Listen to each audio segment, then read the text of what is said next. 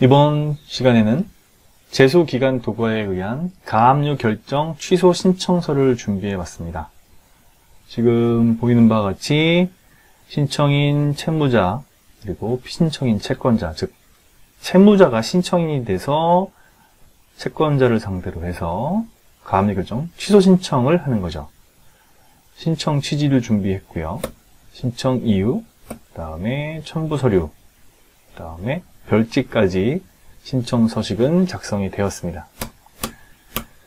자, 이 제소기간 도과에 의한 가압류 결정 취소 신청은 언제 하느냐?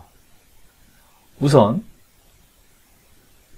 채권자가 가압류를 신청을 해서 법원이 가압류 결정을 했어요. 그에 따라서 부동산 가압류일 경우에는 목적물의 부동산에 대한 가압류가 등기가 되었겠죠.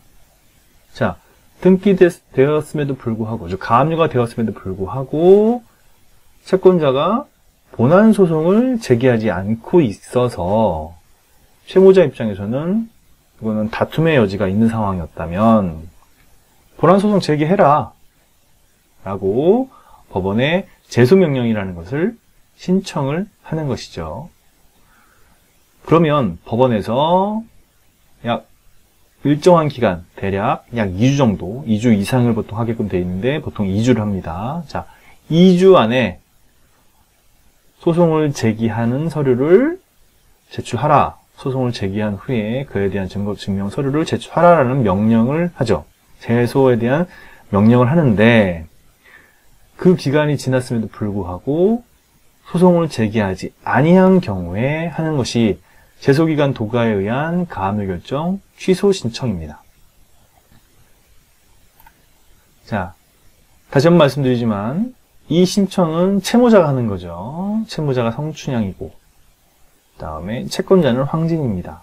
신청 취지의 내용을 보면 위 당사자 사이의 귀원 2019년 카단 제123호 부동산 가압류 신청 사건에 관하여 귀원이 2019년 4월 10일자로 한 가압류 결정을 취소한다.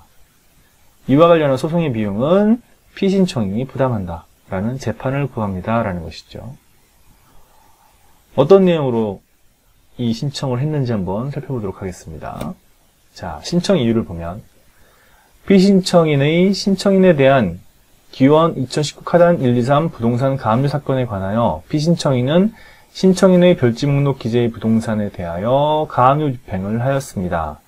그럼에도 불구하고 피신청인이 그 본안의 소를 제기하지 아니하므로 신청인은 2019년 5월 3일자로 기원에 제소명령 신청을 하였고 기원은 피신청인에게 제소명령 결정문이 송달되는 날로부터 14일 안에 본안 소송을 제기할 것을 명령하였습니다. 그러나 기원의 명령에도 불구하고 피신청인은 위 소정기간 내에 본안의 소를 제기하지 아니하였는 바 이에 신청인은 위 가압류 결정의 취소를 구하기 위하여 본 신청에 이른 것입니다. 즉 이와 같은 신청 이유로 해서 제소기간 도과에 의한 가압류 결정 취소 신청을 한 것이죠. 이와 관련 첨부 서류는 가압류가 된 부동산 등기사항 전부 증명서가 한부 첨부가 될 것이고 법원으로부터 제소명령을 받았다는 그 등본에 대한 부분이 첨부가 되면 좋겠죠.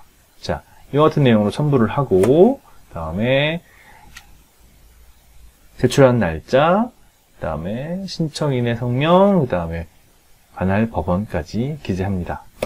다시 해당되는 가압류 등기가 된 부동산의 표시를 이렇게 해주는 것이죠. 자, 이와 같이 제소기간 도과에 의한 가압류 결정 취소 신청을 하게 되면 법원은 가압류에 대한 결정을 취소해서 그 등기게 되었던 가압류 등기된 부분이 말소가 될 수 있을 것이에요.